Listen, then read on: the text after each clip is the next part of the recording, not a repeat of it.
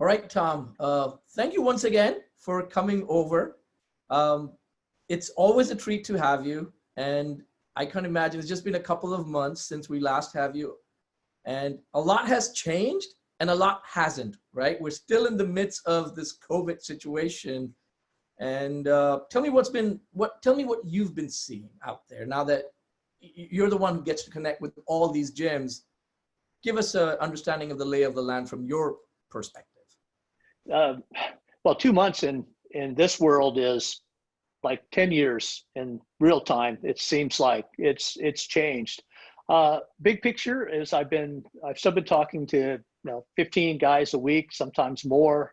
7 days a week, somebody's running me down right now because we're in the midst of surviving for a lot of gyms. The big thing is if I had to put if we only had 1 minute, this is what I would tell everybody. Change has happened. If you do not change and evolve your business, you will not make it. There's too many owners that keep trying to grasp behind them and grab the past, and this is the way it was. We're going to go back to this, and I'm going to have my gym, and everybody's going to be high-fiving and doing the super hug and all this stuff, and we're going to come in at the end and do the circle and the chant. And no, the business has changed, and it will change for probably, I don't see business in any form or shape going back to what we had until next summer. Wow. I think we're into this until the end of May. All the indications are, I'm talking to somewhere between 5 to 8 countries a week now with guys all over the place. So I'm getting different perspectives on what's happening in their countries. And the overall picture is that what's happening here compared to what's happening there, that we're in this for the long haul. So if the owner doesn't adapt and change and let the business model evolve, the past isn't coming back. Despite how badly you want it and how frustrated you are as an owner to stand up and just say, look, I'm going to go back. Nobody can tell me what to do. Nobody can put rules on this. I'm going to be like it was a year ago. And you can't. You're wrong. It's not there. It's gone. The business as we knew it is gone. It's not coming back, and it's probably not going to come back in some sense or form, maybe ever. Oh my God. You adapt, you evolve, or you're going to die. Okay. And that's the big picture. So that's the start, like, right? You're saying till next summer. Yeah. It's a gloomy situation from that viewpoint. We probably lost every listener right there. They're probably right there. We lost every listener. But hopefully, we'll take it up from here. There's a way forward in this. You were talking about how you're talking with different countries and that you're getting different perspectives. I think even here in the U.S., now that we've been following news, there are different states who have gone about approaching the reopening in different forms. I mean, I'm in Arizona. We opened up. We're not shut down again. So, tell me from your viewpoint, like, if you had to divvy up the different reopenings that have been happening across the country, are there some patterns that you're seeing? Yeah, the strange thing is we're a country of countries. That meaning every state here is, for all practical purpose, functions as an independent country. Florida is the same size as Australia for population, pretty close. And we're a country of countries. So here I'm seeing two different models that are appearing, and the owners we're all going to end up at the same model. So let me clarify that. The guys that opened early, opened angry, a lot of owners, they were going to do it this way. And I'm talking states like Alabama, Georgia, Georgia would be included in that mix. Florida, Texas, Arizona, especially. So it's like, go, you can open. We really are not going to just, here, this is the phase and you're up. And so we'll put a few restrictions on there, but you kind of figure it out. And then there's other states that are more conservative that have gone different paths, like Connecticut, now Massachusetts, that are following a slower release model, but they're taking the steps that all the closed states will have to take at some point anyway. So I don't see how this is going. The guys that are closed now, they're going to, if you're going to reopen in Arizona and parts of California, if you're going to reopen, well, they're going to have to give you guidelines now, because what they did the first time didn't work. So now you're going to have to go back and build trust again. And that's something that most owners didn't do when they opened. And it's just, so they open, I'm not wearing mask, my staff's not wearing mask, and come on in. I've talked about this in some other webcasts, is you've got that 20, 30, 40 clients that are all over social media. It's like, come on, Sumit, open, we're behind you, let's go, we'll be there. And you go, yeah, my whole team's coming back, everybody's there. So you open up and you're 3 weeks into it and you got 50% of your clients, because you opened for them and you didn't open for the people that are terrified at home. So that's what's happening in these guys that forced the reopenings, the owners that were frustrated and angry. I'm going to just open, I'm going to defy everything because I am angry, and I'm going to open. Now the states are coming back and going, boom, the viruses are popping again. Hospitals in most of Florida are full. Death rate is coming back up, despite the people that keep denying it. It's slowly seeping back up as that 2 or 3 week delay time. And so the states that got closed down the second wave are going to have to, when they reopen, will have to probably follow the Connecticut, Massachusetts, New York protocols, which is going to require all mask inside. Even Florida and Jacksonville, the home, that's where they're going to have the Republican National Convention. The president picked this area because it was open. You could cram people into a big box and they could have a celebration. And the mayor says, we're hit so hard. He says, we're requiring masks everywhere inside. And so is Miami-Dade County, big area in this state.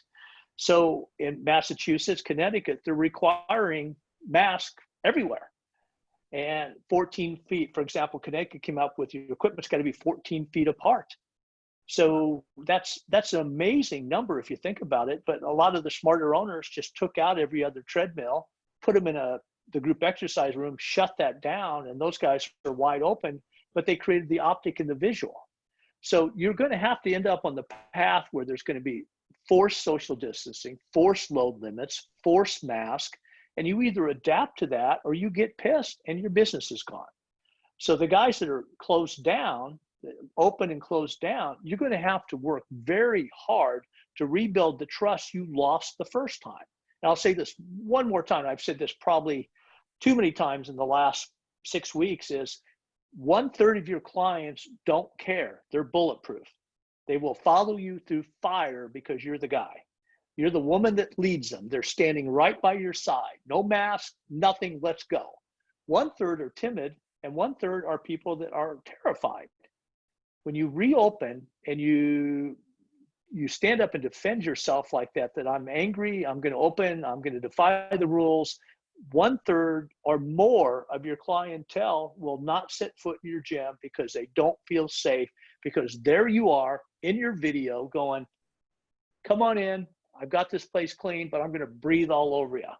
And and it's just, the owners are like, it's my right to do that. It is. And it's the client's right to go somewhere else or stop paying you. So if you're trying to save your business and save that investment and save all those years of work, you're going to have to adapt to what the clients really need. And 40 to 50% of them need you to show trust. They need you to show leadership. They need you to stand up and do the right thing in these gyms. So the guys that got shut down are going to get a second chance. And you're going to get a second chance to build trust. And you're going to get a second, we can talk about how to do that if you like. They're going to get a second chance to open these businesses again, but there is no third chance. Okay. Because this is going to go, I believe if you get a chance to reopen and you follow the rules, I think the virus as we operate now in the fitness business is going to continue all the way through the end of May before we get any kind of relief in this. It's going to have to go through the flu season cycle. And because that's the big next hurdle, is you've got the virus running amok, and then we introduce the flu season. You're 60 years old, your chances. But the weird thing is, here in Florida, the highest percentage of new cases are 30 to 35 years old. Wow. And some of them, not statistically high, but some of them are dying. And some of them there is that way, but the guys that are sick are in the hospital 4, 6, 8 weeks. So it's really, it's coming, and we know it's there. We see the pattern. If you stop trying to fantasize what this is and see what it really is, there is no way out of this easily until probably late spring, early summer next year. By then, we should have gone through the population, or we've had a virus or a vaccine or a combination of both. But if you own a gym, you're in this for the lockdown, and you're going to be fighting this battle until the end of May. Change, go with it, accept it, play within the rules, or be arrogant, be frustrated, and just kiss your business goodbye. That's what it's going to come down to. Okay. It's funny, you talked about Florida and the new cases are with the younger demographics, as you will. It's no different here in Arizona. I was looking up the stats just prior to our call. And it's funny that the 25 to 44 population is the most struck now. Likewise, we don't know how many of them are really responsible for the death, but that's where the maximum new cases are coming up. So as I look at it, Tom, you talked about, I know you talked about two different models emerging. From the way I'm looking at it, there are really three broad places where a gym finds itself. One is the San Francisco Bay Area. They're still in shutdown mode. They cannot open till I think 16th or 17th of August.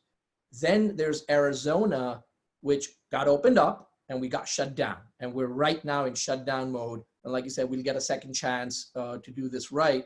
And then there are the New Jersey, New York, Connecticut states, which slowly started reopening, right? So let's bring that attention and focus to gyms in Arizona, just keeping that optics in mind. Again, there are two kinds of gym owners here. The ones that defied everything, that were arrogant, that they did stuff which kind of did things badly to the guys that were doing it right, right? They were doing everything right. They were showing up. They were trying to build the trust. But because it's the mandate, they get shut down. What can they do now to re-engage the population, to keep the cash flow going? Is it as simple as going back to early days, now it's shut down again? Because that experience has happened. But is there something more, something different that you would do this time around? Yeah, we could have talked an hour just on that question, because there's so much that needs to be done. I'm not going to get into the political side of a mask. It's become a political statement. People are screaming at each other. Yes. I wear one at my age. I wear one out, and most of Florida is now. They didn't statistically, because I'm that anal. Going to a grocery store 3 weeks ago, about 40% of the people were wearing masks. I went a couple of days ago, and we're running over 90% of the people now are wearing them, because they're finally afraid. They're finally there. So if I'm in Arizona and I'm shut down, there's two things. We'll talk about the financial burden of this, but the first thing is I've got to go back if I'm going to try to reopen again and rebuild the trust in the client, because it's not political. It's a leadership issue to me. If I've got 40% of the people, if we follow the political parties, 40%, no matter what you do, 40% love you as a politician, 40% hate you, 20% are like me, you're at the bar and I hate all politicians. I just don't care, in that case. So the thing is, if you look at that, that's what the mask becomes to people, and the gloves and all this. I'm asking the owners to set all that aside and look at this from a leadership role, and look at your clients. Look at them as people that they want you to show them the way back to fitness. So the people that are bulletproof, that don't care about those things, well, they're going to be happy in the environment anyway. That the people in the middle are the people that are a little timid, but they're waiting. They want to see what you're doing. They want to see what the numbers say. Is anybody dying in the gym? And that 40%, 33 to 40% of people are terrified. It will take a full 90 days for them to come back, if they come back. But that type of crowd they're still here. And we tend to ignore that person because the gym owners are younger and bulletproof, and that over 40 crowd that is timid to terrified, we tend to ignore them because we just can't we can't associate with them. We can't identify with them. So we tend to ignore them as gym owners because we're going to do what we want to do, and we ignore the people that are looking for us to show them the way back to fitness. So if I reopened, and this is how I would do it, if I reopened while I'm closed, the first thing I'm going to do is reach out and say, we've been studying, we've been looking at the Connecticut, the Massachusetts, New York model. When we reopen, here's how we're going to do it. And I would wear a mask for at least the first 30 days. I would have my staff wear them. I would use gloves. I would have sanitation stations, because fighting the virus has come down to distancing, mask, and washing your hands. And that's the constant theme in every state. That's the constant theme in every country. That's what every world leader is saying to do. And that's what they're stating. That's how we fight back. But if I did that in the gym, to me, that's not a political statement. I'm looking at the terror right people and going, look, we understand. Come on in. We're going to make you feel safe. And the people that snicker and say, well, why are you wearing the mask, blah, blah, blah. You know what? Hey, just go do what you're going to do. We love you back. Secretly, a lot of them feel better anyway because you're doing that. But the people that are afraid, you're doing the right thing. Now, here's the thing. I believe if these guys reopen, it's going to be mandated by the state to wear a mask. And that's what you're seeing in some of these more conservative states that had the later opening cycle. So they're mandating it. In most of Florida now, it's mandated that you wear a mask inside. Jacksonville, Miami-Dade, most of the places, the bigger venues in all the northern states, you have to wear a mask. So it's going to be dictated and taken out of your decision to make it political. It's going to come back to, this is what's going to do. I'm telling the owners that want to stay in business, comply. It's just a mask. But it's not political. It's making 40% of your clients go, wow, I feel safe in there. And there's young owners that go, this is my right, politically, I'm doing that. It is your right to do that. And I respect that. I respect that more than anybody understands. It's your business. You have the right to do whatever you want. But as the client, I have the right to not come back. I have the right to not pay you. You're not entitled to my money. So make me feel safe or lose me forever. And that's what I'm not seeing. And that's what the second round in Arizona, when you reopen, you're going to have to open more conservative. You're going to have to emulate the conservative states, because the gyms that are reopening in Connecticut and Massachusetts and some of these markets, their numbers are back. And I mentioned to you a conversation before this, I'll share with everybody now. I talked to an owner in Pennsylvania. He'd only been open about 8 months before the virus got him. He reopened, he only had 55 clients, a small gym, but he was profitable, a good business. He and his wife are really good owners. But when he reopened, the first 5 days of business, he got 52 of 55 clients back. Whoa. Because he ran videos showing him sanitizing the gym. They came back, everybody's wearing masks and all this, and 52 out of 55. And I'm talking to guys in Arizona, I'm talking to guys in California, I'm talking to guys that reopen like that. And they're not even running 50% of the clients back, because the clients, they just don't feel safe. That's it. You can come up with, no, the clients are this, they're afraid, they're waiting. They don't feel safe, and you didn't provide the leadership. So you either kind of get that, or you're going to hurt. So the guys that say, look, I live in a state like Arizona and I don't feel it's right to wear a mask, it's against my, rights to do that, I honor that. Good for you. But remember, the client also has the right to walk away. And when you make a statement like that, then you have to live with the statement. And I'll honor it, I'll respect it. I'm not going to argue with you. I'm not going to try to talk you out of it. All I ask you to think about as an owner, especially a lot of people in Arizona, I got a lot of friends there through the years, a lot of workshops we've been through together. I'm going to ask all those guys out there, just, what's your business worth to you? You can make a point, and that's your right to do that. I will never take that away from you. I don't challenge that. I don't care. Everybody has earned the right to fail. And that's what this is about. So if you want to save your business, consider taking the politics off the table and turning this into a business decision. where I honor the people that are most terrified, that look to me for leadership, or I'm going to make a statement. I'm going to do it my way because I'm frustrated, and you have the right to do that. And the client has a right to join another gym.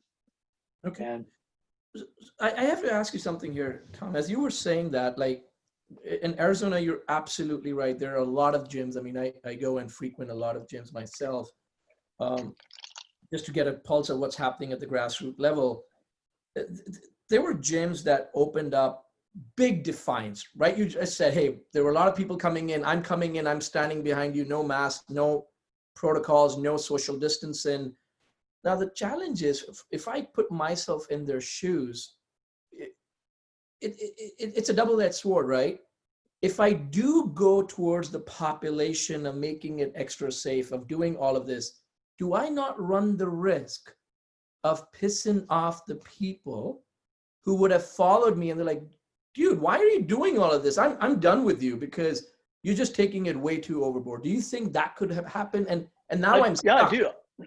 No, I believe there's a small population that will do that. That's the I'm laughing at the videos of, they just carried another guy out of a Walmart here in Florida because they're requiring, you can't enter without a mask, or it was a Costco. And you can't enter without a mask. And the guy walks in without a mask, and some little lady says, sir, you should have a mask on. And he was so angry and threatened, big, this guy was in shape. He was, in his 30 and in shape, and some old guy stood up for him, and they, Costco walked the guy to the door and all this type of stuff. Yeah, are there guys like that won't come to your gym because you're wearing a mask? And they're so political. But you have to, I'd rather go with the biggest percentage. Is I know that I'm going to lose 40 to 60% of my clients by not make them feel safe. I use myself as a perfect example for this. They reopened the restaurants here. Went to a restaurant outdoor. I've supported it. It's really kind of a cool little place, great wine lists and fun appetizers. Sitting outside, in this little shopping area, watching people. I was like, wow, it's so nice to be out. And no mask. The owner, the manager, no mask. Staff, no mask. Guy leans in, touches my menu, pointing at a glass of wine. I'm like, dude, back up. I don't have a mask on because I feel safe out here. Distancing, go away, back up. And he was kind of snickering at that. And we hung out there for a while. And we're not going back. I wrote out a nice thing for the owner, our manager. I said, look, you didn't make us feel safe in here. Yes, it's goofy, but you know what? Everybody's going all the time. You're too crazy. You're too far over. Now, all the restaurants in the area, because there's my family used to be in the restaurant business, so we still get all the news on the restaurant. The guys that are surviving, that are thriving, the guys that are going forward, guess what? They required their staffs to wear masks. They required them to wear gloves. They did all the right protocol to make the clients feel safe. Clients wear masks into the restaurants. They can take them off when they eat, but if they're just sitting around socializing, they ask them to put them back on. And the guys that required this had people coming in, and everybody kind of felt safe. So the Darwin theory works in business just as well as in human behavior. Is if you're going to get edited, and there's enough. Are there people that love that restaurant, that one I mentioned, because they don't wear masks? Yes, there are. But we drive by it and we see them in the same little plaza. We see the guys outdoor in the mask areas packed. And we drive by and see this guy, and he's always got 5 or 6 tables, but he's got 5 or 6 tables, and that's it. And this is a pretty big place. Probably seats probably 100 people in this restaurant, and probably 40 outside. And it's just, and the client isn't buying into it, because again, I want to reiterate this, because there's a point where defiance caves in. They reopened here. We went from Florida to almost open to reopen in 3 weeks, completely reopened. The bars were lined up again. People were sitting shoulder to shoulder. The beaches, so many people at the beaches that the lots were full. They were parked along the highways to get to the beach areas. No social distancing. And it just completely now came back the other way. And now they have to put the rules back into place. Now they're asking people to go back into this. So what it validates is, if you take the emotion out of it, the business decision was go with the conservative approach. Right. Just go with it. That's what the restaurants did, the other business. But you know what? As it rebounds, that's what they're going to make you do anyway. So I can't believe Arizona will not at some point require mask indoor, because that's the only way that you can stop this, or at least slow it down. Texas may never do that. But if you look at Houston, a woman died trying to get into 2 hospitals. She had the virus, couldn't get into either one because both hospitals were full. She died at home. And there's no space. So they're not publicizing that much, but the numbers are there, and legitimate news sources, the hospitals are full again in those states. So the state have no choice but to dictate more conservative operations. And if we want to keep our gyms open, we're going to have to be part of that. Or again, you choose not to, and that is your decision. And I respect that. Okay. Just let me know where you want to sell your used equipment. It's worth about 20 cents on the dollar. Okay. So we talked about Arizona, and again, looking at it from that optics, you spoke about how they would have to reach out to their members, tell them how when they reopen, they'll be following the Connecticut, Massachusetts model, slow reopening. I get that. What do they do now when they're still shelter in place? I mean, they're going to reopen whenever they're going to reopen. Right now, it's a 30-day pause, if you will. It might get extended. Hopefully it doesn't. But during these 30 days, what are some tactics that you would recommend they do from now till reopening up? This is your chance to reset. This is your chance to. Here's what we haven't thought about enough yet is we're in an industry of change. We used to be. We want what's next? What's coming down? What's Boyle talking about this week? Oh my God, I got to see all the latest stuff. And we've become an industry of rigidity. We spend more time defending our practices now than trying to evolve them. So what happens, and the mistake I'm seeing in many countries, not just our guys, but everywhere, is the owners want it to be like it was, but the client has changed. And that's the thing that if there's a business lesson in this, is the client always evolves. You have to stay a year ahead of the client, not 5 years behind the client. And that's where most companies fail and most business owners fail, is they're trying to recreate the past instead of anticipating what the client needs a year from now. And so most gym owners are still caught in backwards. So it's all about training. Training separates me. Training makes me a great, I'm the best trainer in the area. Everybody's the best trainer now. 10 years ago, if you were an exceptional trainer, that was a license to print money. They weren't there. That first generation of super trainer, Cosgrove, and you get into Boyle, you get into Frank Nash, Justin Grinnell, you get into some of these guys that are just, over the top as coaches. Those guys didn't exist 10 years ago. That type of trainer wasn't there. But now they've created enough disciples. Perform Better, for example, has created enough high-end trainers just through their forever workshops that it's not a competitive edge anymore. So the client has moved past your skill set as a trainer, and now the client's looking at you as, I want more. And we keep going, no, come back, sir. I'm a great trainer. That's all you need. I write the better programs. I got a guy in our neighborhood here that's what his still claim to fame is. God, that's what he says. I write the best programs. I have to write all the programs for my 6,000 foot gym because nobody writes them like me. I'm telling you, dude, nobody cares. No one cares. That 5 clients that have been following you since you opened, they love you, but nobody cares. So that when you reset, now we can use online. So when you're closed, online has to become a tool to support the clients while we're closed. We kind of figured that out. Most of us are Zoom idiots now. But we also have to look at the client as a total holistic project. The client wants more. The client, he won stress reduction. These guys are, people are afraid. They're locked up. you can see it on social media, the anger, the frustration.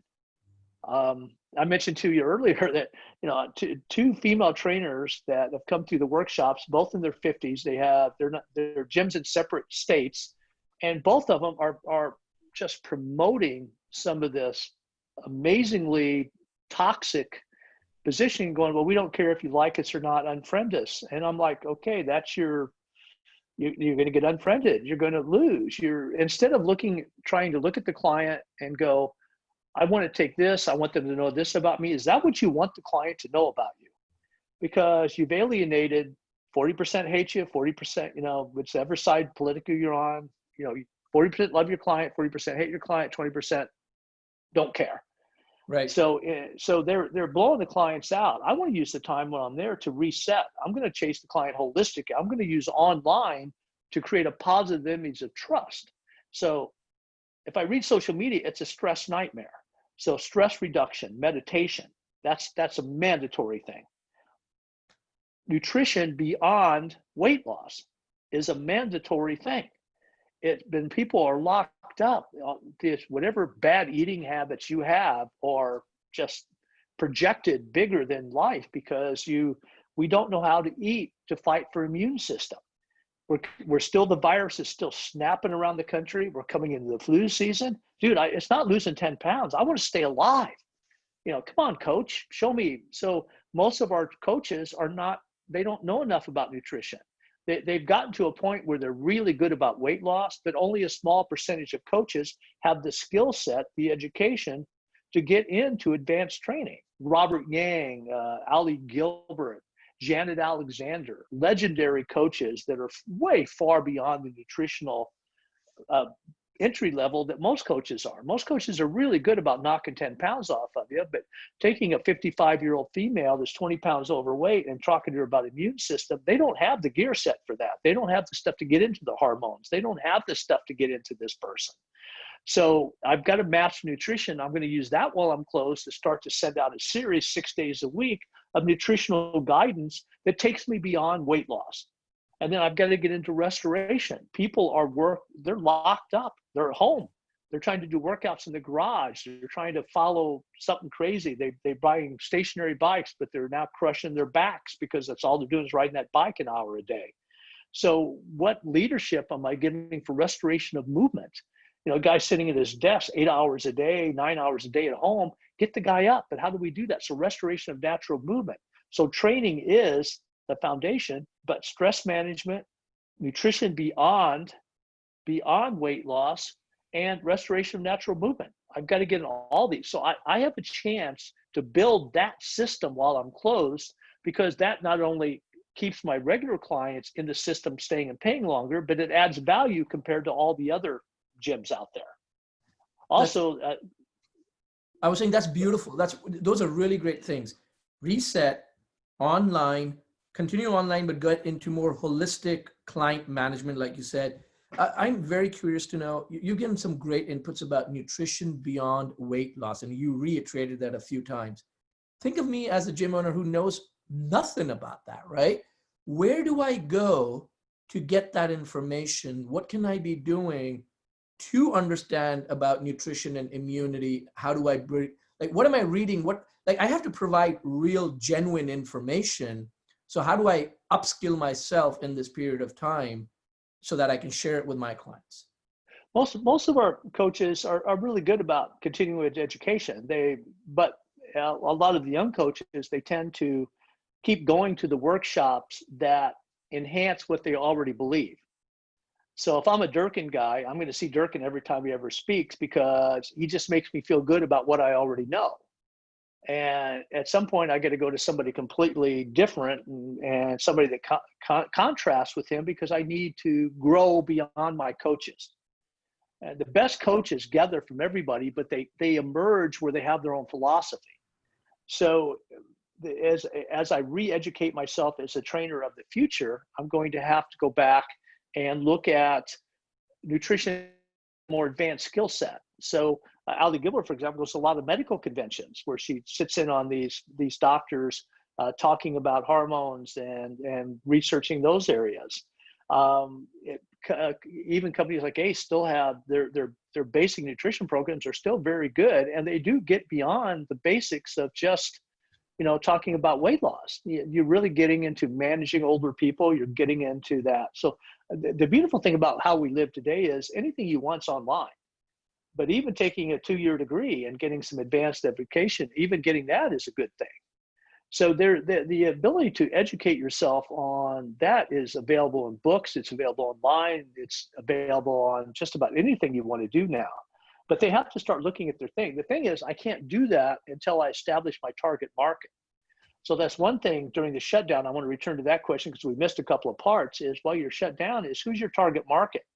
So if I'm going to be a fitness over 40 specialist, with most training gyms really are, unless I'm a boot camp type gym, Right. but most of the time, so I can start to research nutrition needs for that person, movement needs for that population. But it's hard to do nutrition when I'm training an 18-year-old athlete and a 65-year-old housewife. They're so far apart on what they need. The basics are the same, obviously, but good healthy food and sunlight and all that. But when I get into trying to deal with the issues she faces, that age, a lot of people don't drink a lot of water. Their whole need, they're not aware they need water. That all starts to fade out in your life as you get older. They don't eat enough protein. They tend to eat, more crap food because they get a little older. They don't want to prepare food. They've been cooking for their whole lives, so they don't want to prepare food. So they have real strange nutritional stuff that if you read about it, it's pretty evident. So the other thing when you're shut down, as I would go back to that, you also have to get a series of videos out to establish trust. We mentioned this in the last podcast, but if I got shut down, if I was open once and got shut down again, this is more important.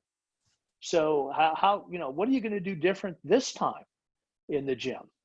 And that's the type of stuff where you really have to create optics. So I had a crazy discussion with a guy that has 20 mainstream gyms. And I've known the guy on and off for years. He's the president of this little company. And we have some pretty spirited debates anyway, but I'm talking to this guy, and he's in a state where they want to, mandate 14 feet. And he's going to put out of order signs on every other treadmill. And I'm like, no. And I said, the optics are bad. I come in there and my favorite treadmill has an out of optics sign on. It's not out of order. I grab it. I'm going to get on it. You can't do anything about me because I'm one of those guys. So I'm telling him to take every other treadmill out, put it in his group exercise room, and shut his group exercise program down. Relaunch that 30 days after, because just create the optics when I come in, videos while I'm closed of all that spacing that people can see how open the gym is, because I'm always talking to the bottom 40%. I can overkill it and make the 26-year-old guy feel good. He may snicker a little, but he feels good. So if I only work for that, I alienate everybody else. So the optics are everything. So when you're closed and after you've opened and got closed again, optics are even more important, because now you're going to get this one more shot at this. How do I convince the clients I'm real this time? We're different than all the gyms. There's a guy in your state, big chain, a guy's got two big groups in your state. One guy's an independent owner, and the other guy's a national chain. National chain's posturing. They want to reopen. They're going to stay open. You can't make it. So they finally were forced to shut down because the optics of that were bad, but they did not change the gyms. They're just going to leave everything the same and just kind of let people wander, and will control the size. But they were not prepared to last in the duration. They didn't reorganize their businesses between now and the end of May. What they did is reach back and, you know what, it's 2019 again, let's grab it and go. So they just and now they got caught. And the guy that's fighting, he's a guy that they do the right things. This guy is a good operator. The guy is one of the more respected old school, that size. You just don't see those gyms anymore. But the guy is actually, he's a good player. He's a good operator. I have a lot of respect for this guy. But that said, the optics are bad. Because instead of him bitching and moaning about the state, he should be bitching and moaning on everything he's done over and over and over again on what he's done to keep the client safe. And so he's going to get a chance to reopen again. But now it's a political debate, and you don't want the political debate. You already lost the game then. Yep. Yeah, you've already lost, because some clients just don't respect that debate. So he may be right, but to 67% of his clients, he's probably wrong. So if you can emotionally take that off the table and look at the clients, well, you have to build trust again. You do that through a series of videos. I'll give you a contrast. I've got one guy that's got 6,000 square feet. He had a guy in there in a full hazmat suit with a sprayer going through the gym. He hired a janitor for the first 90 days he's open. The janitor is in a mask and shield and a jacket with the gloves, cleaning while the clients are in the gym all day.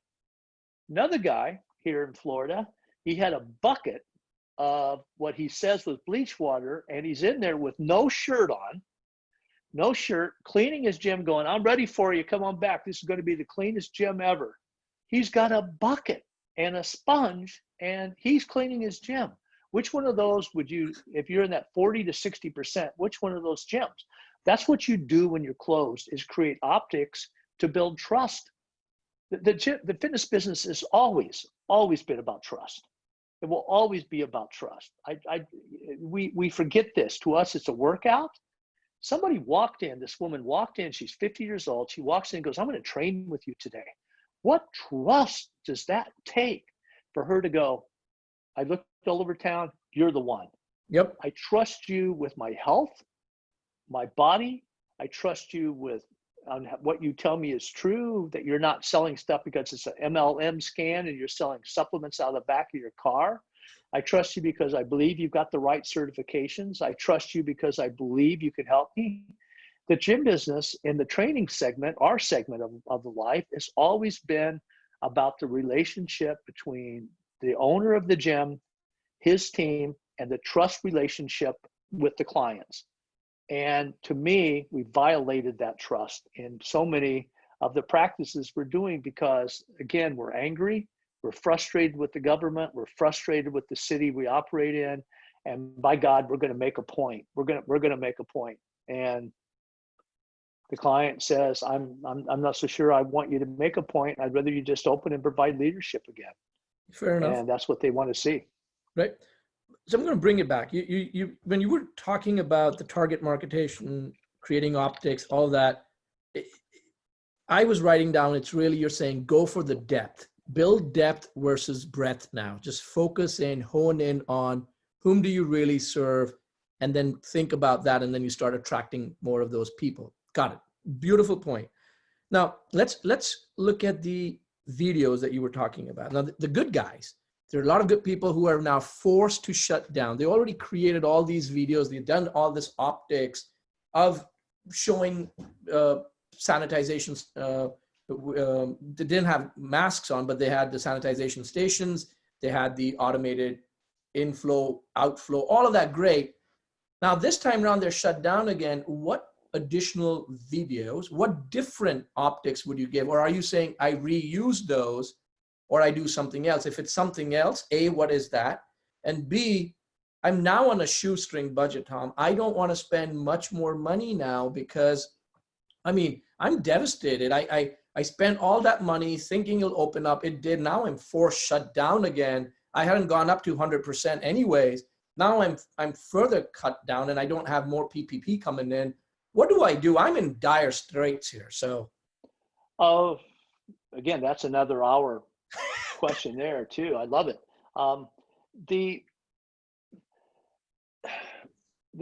That series of letters I sent out, there's right now 8 in the series and probably another one coming out here, probably after this call, because it's getting me thinking about stuff. But the first letter, we were talking about 30% of all the gyms. Two things that I mentioned then that became very true, and sadly very true, is one, most gyms would not be reopened until July. And nobody believed that but all the economics pointed that direction. All the response to the virus pointed that direction.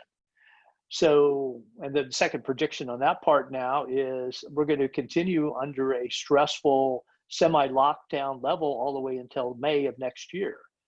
So the other part of the question is I at least 30% of all the gyms in the country are either gone now or will never reopen. But the failing point is going to be the first 90 days they are open. This is a chance, and as I mentioned to you earlier, as we did our warm up for the call today, I've helped close 10 gyms in just the last 6 weeks. And a couple of them are really old friends, people I've known for 20 years, people I care about. I love them. They're my friends. They're people that I've watched grow up in the business, and we shut down a bunch of those gyms. Sometimes your business plan doesn't work. There is no forward. But what I'm told everybody to do, and you have to go back into this, is you need to refinance and restructure your business. And there almost always, if the business is worth saving. Now, if you have a 20,000 foot box and you got 5 Planet Fitness competitors and you're selling $19 memberships, and you're in a factory town where 30% of your future business went out of business because the car guys are gone, there's a point where you just have to shut the doors and go home in that case. But if your business is worth saving, then you have to put full-time effort while you're closed to refinance this business. So the SBA is giving out very aggressive loans right now. So I want a 10-year loan, and I want about $150,000, and I'm going to use this because I'm going to burn up at least 2 months of reserve capital before my business stabilizes. The thing we're talking about is when the clients come back. If you do everything right when you reopen, it still takes 90 days for you to get your clients back, because they come back with the not afraid, then the timid, then the terrorized. So it takes 90 days for you to establish trust once you're open by sending out videos. We're here. Look how safe this gym is. And here's a client goes, I came back. I was a little hesitant. I love this place. This is so cool. And they keep me safe in here. So it takes 90 days to get your clients back. It's going to take 90 days to as much as 5 months to rebuild your business. So you're going to burn up in operating losses. So if it costs you $25,000 to run your gym, you're going to burn down $50,000 needed reserve cash to cover the losses until your gym is back to where you probably were before the virus. And we can be back. We can be stronger. We're going to make more money because 30% of the gyms are closed. The guys that are open, there's a lot of new candidates looking for gyms. But I'd like to mention that before we run out of time, on some tactics they should be chasing those. But so if I'm shut down, I've got to use this as a chance to restructure it. I need to find a private investor that'll loan me $75,000 over 10 years. I can't. We're beyond the point for most guys that I can run this on nickels and dimes. I need to refinance my business, recapitalize it, take my debt, restructure it, push it out for 10 years. I've got to actively do this. I've got to work with my banks. I've got to work with my best clients. Maybe they'll loan me money. I've got to work with the SBA. There's things that I've got to do all of this to get these businesses ready to go, because you're going to burn that capital up. There's no debate on that. Now, the guys that closed and that hard closed are the guys that they had no contract with their clients. They were month to month. And I've been railing for years not to do that, but most of the guys on contractual stuff, the clients did tend to pay. We have to give a lot of time back, but that's structured over the next 14 to 16 months. So you have a chance to save your business if you did the right thing. So the stuff, we know it works. We know how it works, and we know what it takes, because in the last 5 months because some of this was already leaking out in February. So if we look at March, where it hit, April, May, June, and we're in July. So we're running up now 5 months of experience in this with a worldwide economy. So we know what works. We know what doesn't work. We know how to save these gyms. We know what's next. We know where it's going to go in May. It's all there. It's all right in front of us in this big map. If the guy's willing to say, look, okay, I'm going to haul this till May. It's not going to come back. It's not going to be like 2019 by October. I'm going to be back, but it's going to be a lot of different rules, a lot of different operations, how I think about businesses. The emphasis is on one-on-one now. The client just doesn't feel safe in a group. They want one-on-one or small group. They don't want more than 4 people. They want to be hanging out in controlled environments. You have to redesign your gym. If you're a team guy, you're going to get your butt handed to you, because that team approach is going to be very, very hard to manipulate between now through the end of May. So you have to expand your base and go that. So let me throw this out before I forget it. I don't mean to rant so crazy, Dave. I've been having these calls for 6 weeks. I'm like, yeah, let's go. When you do reopen, target with using what I call mini membership in a training gym that's somewhere between $149 to $299 if you're in a northern state. And you're going to run two tracks of advertisement for this. One is going to be you, the owner, going, look, here's what I've done to keep my clients safe. If your gym is gone, or if your gym, you walked up to the door and just don't feel safe, come try me. We have a mini membership, 6 weeks for $199 or $299. And then I want your clients to do testimonials, only 1.5 minute videos, pound them on Instagram, pound them on Facebook. And pounding mean I'm going out for $5, $10 a day, 7 days at a time, just keep them all floating. I'm going to have 3 to 5 of these that always going around the market. But I want the clients to say, you know, I walked in this gym, I was hesitant. I was afraid. I was one of those people that I didn't think I'd ever set foot in a gym again. I just didn't feel safe. I'm telling you what, Sumit did everything he could in this gym to make me feel comfortable. I'm glad I'm here. Boom, then we hit him with the 6-week mini membership at the end. So we want to attack the closed gyms. They're closing, and you're going to lose 30 to 40% of your competitors. And some of the national chains, one of the biggest, most valued name in the history of fitness, closed 30 corporate gyms in this case. Another used to be the world leader. They had 650 gyms at one time. They closed 100 gyms, and it's just getting crazier and crazier. But what we don't see is the small training gyms that are closing because they don't get the press. So, but they're falling off the map unbelievably quickly. And those are keys in the door and gone. So I've got to attack the market when I reopen. So the guys that are closed, they start to lay the foundation, like the Arizona guys, lay the foundation that when you come back, the market has shifted again. I have to be capitalized, but I also have to be ready to attack the market very aggressively. So I need to budget at least $3,000 to $5,000 per month for the first couple months I'm open on social media to be able to chase the clients that are gone, are floating around the market. Because there's, you walk up to your big box gym and you go, I'm not even going to grab this door, and you walk in and there's no social distancing. People don't feel safe, and the guy made the decision. He's going to go that thing. That's his decision. But you know what? 40% of the clients are going to go bye-bye and walk out of there, and they're going to end up in your gym. So the mini membership, it's your chance to bring in new clients. The only thing is don't put rules on it. Don't say it's going to include this, this, and this. Look at the client in front of you and design a trial experience, which is all this is a 6-week trial. Design experience for the client in front of you. If the fabled Mrs. Johnson comes in and she's 65 years old, I might put her in a couple, I might do a one-on-one once a week for 6 weeks and put her in a couple small groups. If somebody comes in 35, I might do more small groups and less one-on-one and let her try both of those. So design the experience for the client in front of you and individualize the process. But let's go back. If I'm doing 6 days a week nutrition, and that's showing up on my feed and little videos, recipes, I'm showing how to cook safely and stuff. If you get a decent kitchen, get a camera, make some good food. That's a recipe. Send it out to people. I'm sending out 2 to 3 times a week guided meditation that I can do in 10 minutes. Hey guys, just put this on, just here's what you're going to do. You're going to pull up a pillow, sit on the floor, cross your legs, and just play this. Now, Sumit, breathe. And I start to talk you through the process. I'm going to send a couple of those out per week. And then restoration. Hey, you're working out of the house today. Stand up, do this 3-minute flow pattern. Come on, follow along with me now. So stand up, 3-minute flow.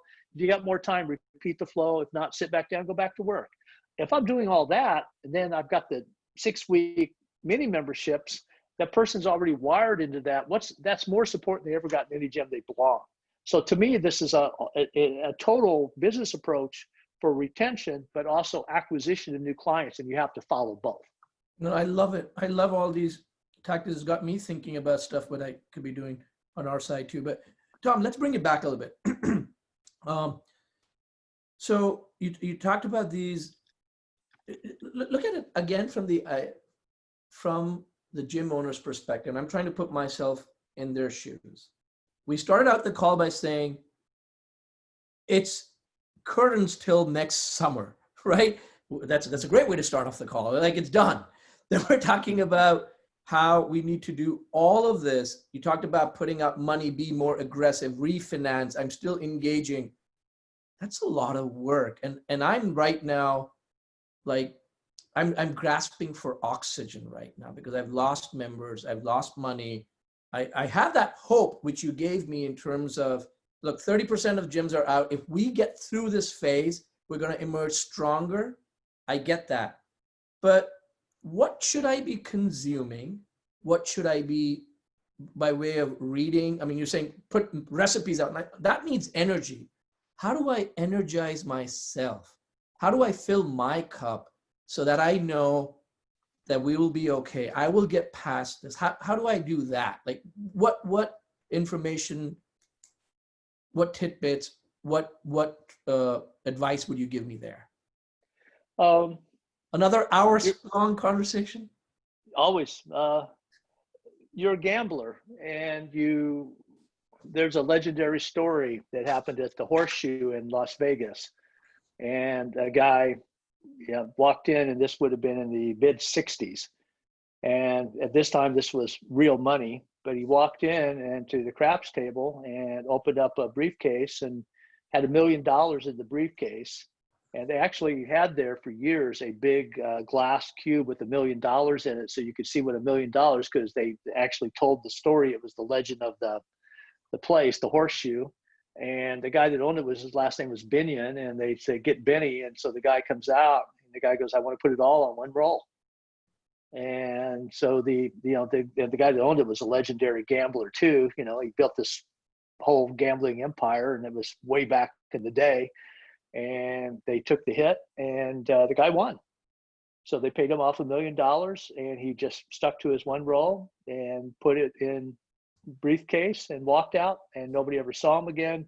It's like, did he steal $1 million from his company and then replaced it and made $1 million? And was he going to head on to Mexico?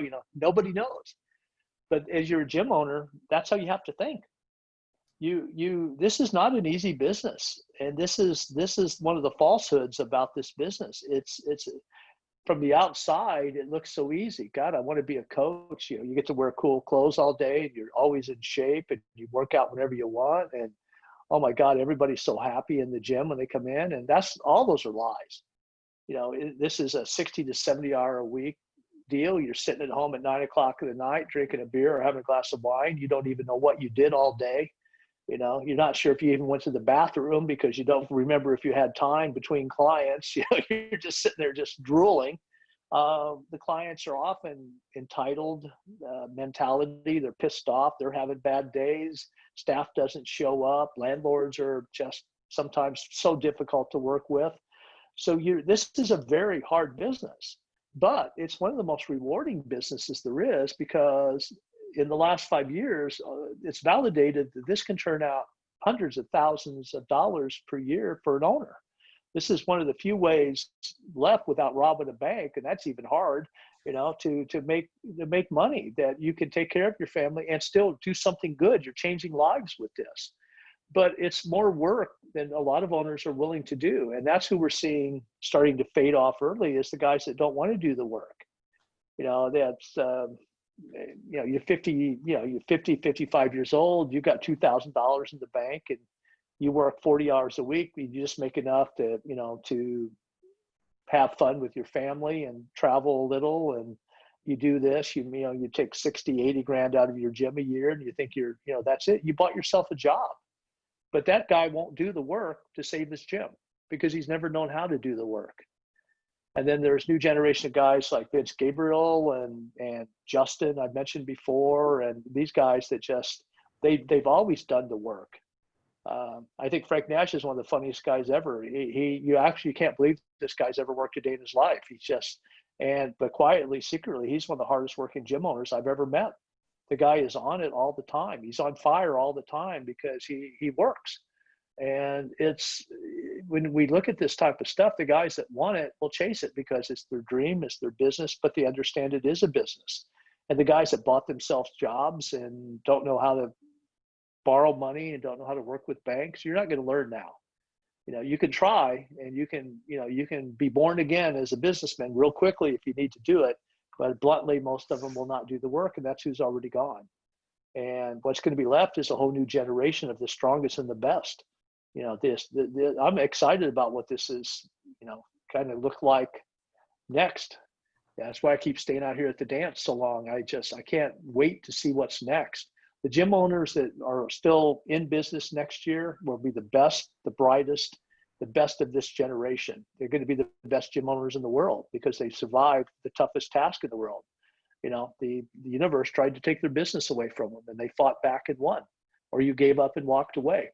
So yeah, I'd love to lie to everybody here and tell you that anybody can fix this, but I'm telling you, the guys that just buy themselves jobs and they come in and they train all day and they don't have any reserve capital and stuff, those guys are gone. They're not going to be able to rebuild their businesses. And you know what? It's a natural correction in business. And it is, as we said earlier, laughed about, it's Darwin again, proving theory of evolution. Only the strongest survive. And that's who's got picked off, are the guys that just don't care. Perfect. So this is great. The strongest and the best and the brightest will survive. They'll emerge even stronger, and they will do better. Now let's talk about this other personality that you spoke about, and we talked about it during this time. The one that says, you know what, this is not for me now. I now realize I don't have the money, and I'm only spilling and spending more good money after bad. It's not going to come back, and I just have reconciled that I need to shut down. As sad as it is, I need to cut my losses now. What inputs, advice, tactics would you say, okay, if you do make up that mind, because I guess the biggest thing is making up your mind, are you there to stay, or are you going to pack your bags? Either one, if you decide to pack your bags, then what would you do? What's the right thing to do so I can maximize out of this and still not, still come out better than if I just did it in disarray? And it's sad, but it's the reality of our world now. Is, as I mentioned, I've been shut down, quite a few gyms. Guys I've known for years. It is time to go home. It is time to go away. So the first question I ask them is, so don't tell me what what you can't do. Tell me what we can do. And to me, that's okay. So how are you going to live going forward? What's your plan after your gym? Because let's can we switch this online? Well, if you're a team guy, going online is very difficult because that team person wants the group dynamic, and as soon as the world does head into its next iteration of what it is, then that client's going to be back into the social dynamic. They're back. But the guys that are one of my closest friends in the business, we shut down his 5,500 foot gym and switched him to complete online. He gave up, just completely gone. I mean, we're done. And he and his business partner, and who also is a good trainer too, and this guy my friend has an advanced nutrition degree. They switched online. They went to their clients and charged more. That's a big mistake, is we charge less online. We charge more for these guys, but they went from zero to $13,000 in revenue in 7 days. Whoa! By signing new contracts, by switching completely online. But here's the conversation that I just slapped him up the head with: is you have to specialize. This is not a broad based. So in his case, we're chasing fitness after 40. We're chasing that client. We're doing all the secondary tracks to support them, the restoration, all that type of stuff we talked about earlier in this talk. And so he's valid, but his expenses went from 25 to 30 grand a month down to 400 a month, plus his income is at 13. And that was only the first 7 days they were in business. So we expect that within reason to get up to 20,000 or so. So can you switch your clients online? Do you have a vehicle that I can walk away from the brick and mortar, and can I get in online? There was an old client of mine, a guy I respect tremendously out of northern Florida named Mark Avens, and he shut down his brick and mortar, I think 3 years ago. And Mark is a really good coach. He specializes in the softer population, but he's made a great living for 3 years, and very successful on this. Just good, good solid family guy, good Christian kid. He's just that type of guy that just loves the business, but he's a really good coach, and he's made his living online. I respect everything he's done with that. So what can you do to go forward? How are you going to make a living? If you can't take that client and we're going to shut the gym anyway, okay, so one, we have a transition. If I can go online, I need a couple weeks to do it. If you have to shut your gym down, one is you have to eliminate the liability trail. So you need an attorney involved in this. You just can't go home and leave the keys indoors because everybody's going to be chasing you. So you need an attorney to shut the door, so to speak. So you need to bankrupt that corporation, whatever company that you have. Most of these guys will have an LLC. But even if you have a little S corp, get your attorney's opinion on this. But most attorneys, to kill a liability trail, if that corporation is still alive, then people are going to want taxes on it. Or worse yet, somebody get hurt 2 years ago in your gym, they sue you next year. Well, that corporation is alive, they still come after you. So I have to kill the liability trail with the landlord and with everybody. The guys with personal guarantees on your leases, that's why you need to talk to your attorney first. But in most states now, it's going to be really hard for the landlords to come after you when 30 to 40% of all their spaces are going empty. But usually there's homesteading rules and things like that they really can't chase it. And most of the guys that are closing don't have assets anyway. So there's not a whole lot anybody can get. So, but you need an attorney that'll say, look, here's my assets, here's what I go, and then, I want to shut down, but I got a personal guarantee. Your attorney will tell you, what your real liability is and what you can do to walk away. Most of the time, if you do this and you shut it down, fine. You may have to file personal bankruptcy. And that used to be 15 years ago, really a tough thing. The restrictions were hard on it. It would take you 7 years to rebuild. It was, days and days and days in court. It was a horrible thing because they put up so many barriers to stop people from doing it. Now it's simple, it's clean, it's a fact of life in business, and it means nothing.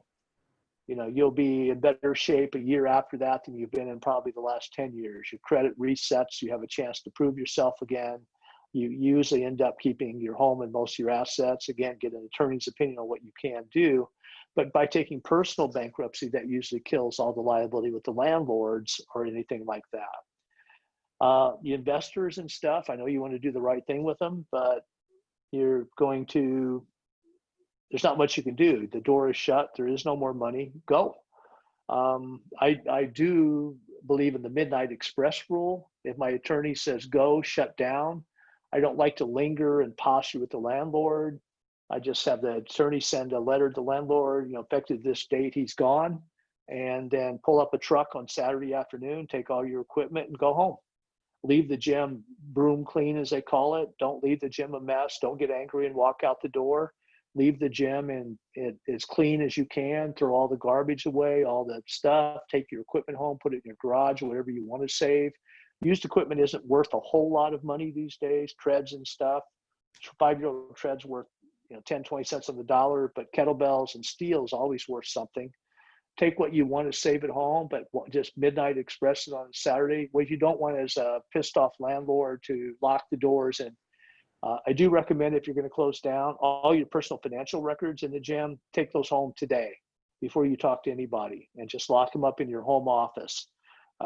Any kind of personnel records, hiring, firing stuff, tax returns, all your bank materials, all that needs to be out of there, because once you declare, the landlord legally can't just put the lock on it, but landlords get pissed and they do it anyway. So, plan for the best, hope for the worst, or, hope for the best, but plan for the worst day of your life. Take all your financial stuff home, take everything valuable at home, get that out before you even start the process. But let your attorney kind of talk you through what it takes to do this. But the short version of all this is a lot of guys are doing it. It's not as painful as you think it's going to be. And for a lot of owners, it's the right thing. Go home and get a job. Go, take your training skill, go to work for somebody else. If you got a 7,000 foot gym, can you open a 1,500 foot gym and start again with 60 clients? That's a possibility. Get a client behind you or go back and reload. There's always, the thing is this, there's always a path forward. There's always a way to get ahead. So it's not like it used to be. This is not a door permanently shutting. This is a chance for you to reset your life and go again. And it's nothing wrong with it. It's part of life. People fail. My first karate school gym, I liquidated it for parts. It was an hour and a half away. I put a manager in. I did not manage, and little money was missing back in the day and all kinds of stuff. I did a horrible job running my first solo commercial gym. I had partnerships in gyms that did well, but when I ran my first one, I made every classic rookie mistake. Got out of the lease though, got clean, liquidated the stuff, paid off the bank loan, still owed like $10,000. Took me 3 years to pay off $10,000 back in the day. But I worked my way out of it and it didn't hurt me, but I learned. And then after that, it's been a good ride since then. But I had my butt beat like a lot of the young coaches out there will. I mean, a secret we all have. They just don't talk about it. All these guys you respect have all been humbled at least once in life. Yeah, that's true. And you know what? Like, failure is it's a failure if you don't learn from it, right? Like, as long as you learn from it, it's all good. So yeah, if you're prepared to learn. But yeah, but it's going to happen to a lot of guys. That's the reality of the country as it is now. That's the reality that I think we're going to be under some kind of restrictive operational methods until at least the end of May. Right. Okay. Cool. I was taking a look at the time. We went a little bit over, but is there any last thing, Tom, that you would like to say? It's always a pleasure to have you. So anything that you think we did not cover that you were like, hey, that is something we should have definitely talked about? Well, we did the 1 minute thing at the top. If I could teach you anything, it's to adapt to change, right? And stop fighting so much to go backwards. And the thing is, I would leave you with is so many owners are angry, so many are frustrated that they don't know what to do. So they rant and just go crazy on their social media to their clients and stuff. And nobody wants this advice. And I'm going to tell them, no, don't.